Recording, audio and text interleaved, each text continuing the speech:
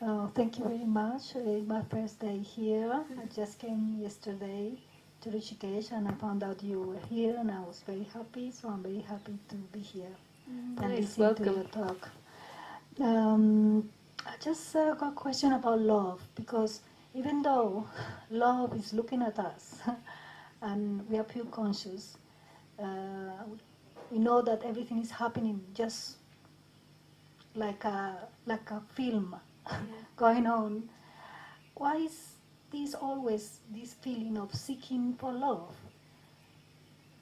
Because that's what you feel. Love is limitlessness to me. Like love is unconditioned love, which is our essence, and I think that's what everyone's seeking for.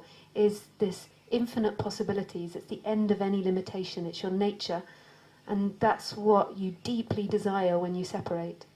You deeply desire that infinite possibilities, that wonder, that childlikeness. And so therefore you look for it in things, and that's the illusion that has to be broken, that love is your essence, it's not in a thing. And it becomes a psychological pattern in the body, like your body adapts to that behavior. Like, so you feel like you lost your love, you lost your essence, and then it teaches itself behaviors to look for love. So it teaches itself to look for attention, say, if that's what it wants. Like look for attention from others. And it feels like if it doesn't receive attention, if it doesn't feel listened to, it feels like it's lost love. And these are all what manifests in the personality structure. Once it feels it's lost love, then it develops these patterns of being. And it depends on the way your parents were, and it depends on how you're conditioned and your genetics as to your particular seeking patterns. And you never will find a solution to it. You're never going to arrive at love. The essence is love. Everything you look for is love.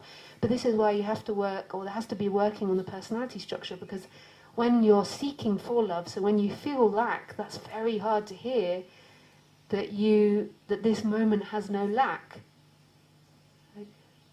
But it's something that pulses, like, so you sometimes feel more contracted, and when you feel more contracted, you feel more absent of love. The smaller you feel, the more absent of love, the more you feel there's something wrong and there's something missing, and then the more you seek. When you feel more expanded, and then it's an energetic thing, where you feel more open and more expanded and more happy, there is not so much seeking, and you don't feel like you've lost love. So then when you feel more open and expanded, you can hear this more, there's a vibration with this, that you are complete. And this is why working on the personal self and singing and prayer and meditation arises, because it's all about balancing that. It's not that person arises at it, that person can't, it's that person blocks it. When you're deeply contracted in yourself, you're deeply suffering, you feel very absent from love. And throughout the day it changes, and sometimes things can trigger you, so you can be in a really good mood, and then somebody speaks to you in a really harsh matter, and you have an emotional pain, and then you get triggered, and then you become small and limited, and then you seek to feel unlimited. It's a game that's appearing in humans. Yeah. Thank you very much. Pleasure.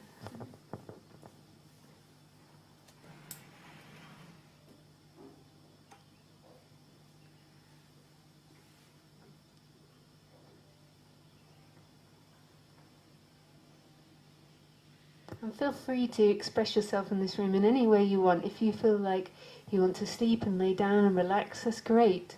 Because the body deeply relaxing. Like if